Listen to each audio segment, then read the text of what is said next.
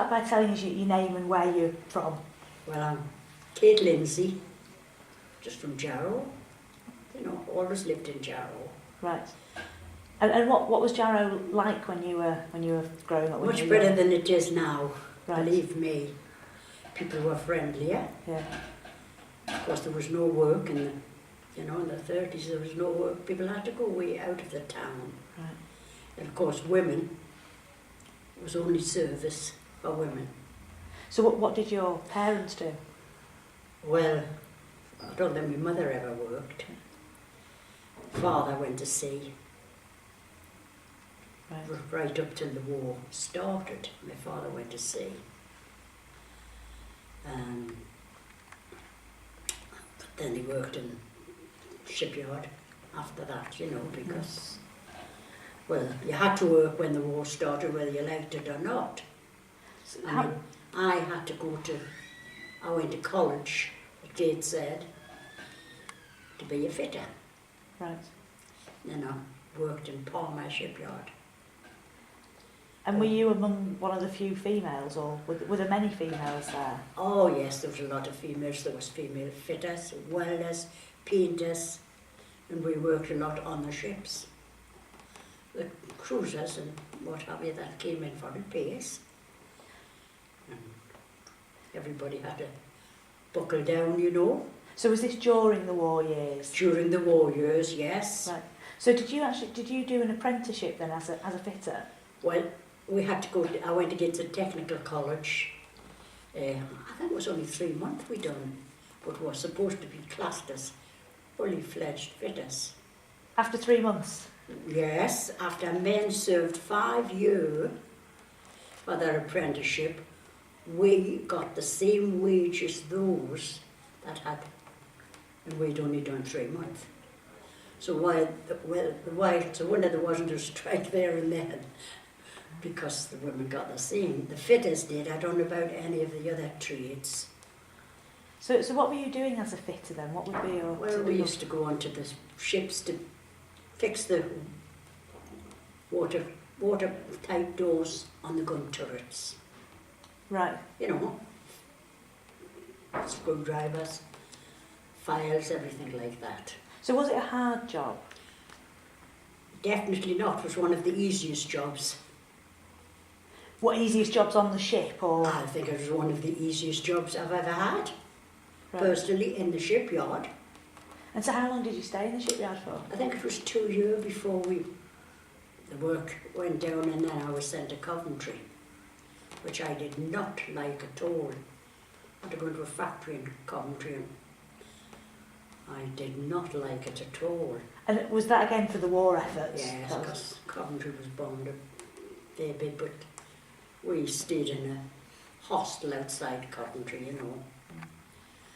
And at the finish, I was so homesick, I ended up in hospital through being homesick.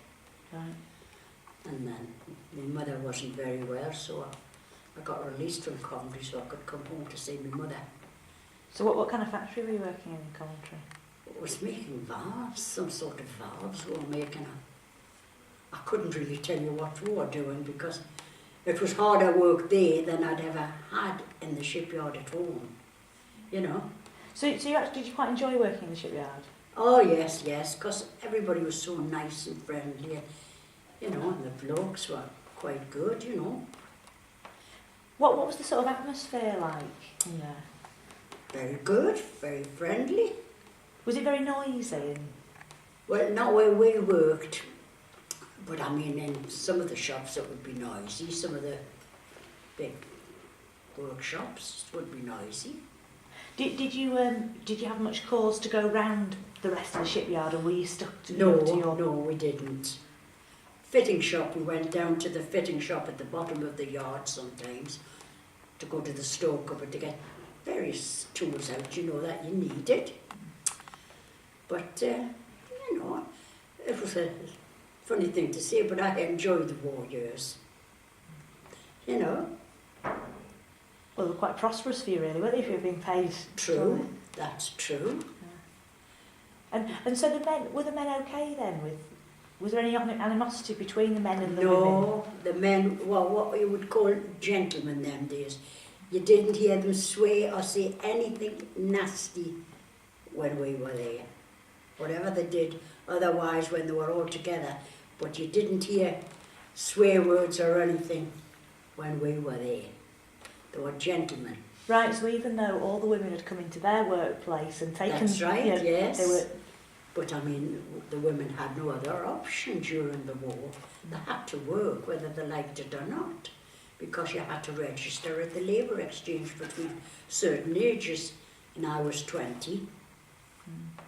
So were you working quite close to home then? Oh yes, I just got to get the bus. I lived in Jarrow and Palmer's was in heaven, you know. So you just got a bus, you went there. What kind of machinery and tools were you using? Lathe, drilling machines, you know. And how long did you learn how to use those completely in that 3 months training? Oh, would you? How to, yeah, well, yes. Well, we passed, because you had an exam and you had an inspector, you know. And we passed. Whether it was any good or not, we don't know, but that was the way life was. Was it very dangerous? No. I mean, were there many accidents that sort of... No accidents, not when I was around at any rate. Is that potentially because the women did the work more carefully? Well, because all the men seem to say that they were incredibly dangerous places. You know what the men are like, they make mountains out of molehills, but... So really, the whole industry might not have declined if women had just taken it over. It's like the government, if they had put all women in, it would have been a better state than it is today. What's conditions in general like working in the yard? Because it was all outside, was it? Well, yes. Well, not really. When we were in the gun squad, we had a shed at the top of the yard where the torpedo tubes used to come in, you know, put the torpedoes in. And we used to sometimes work on them in the shops. You never felt the cold or the wind or the rain. And holidays were the same as any other days, you know. You worked Saturdays, Sundays, bank holidays. So it was 7 days a week then? It was, yes. Of course, Sunday was good to work because you got double time, wasn't it? And if you worked overtime after 5 o'clock at night, you got time off.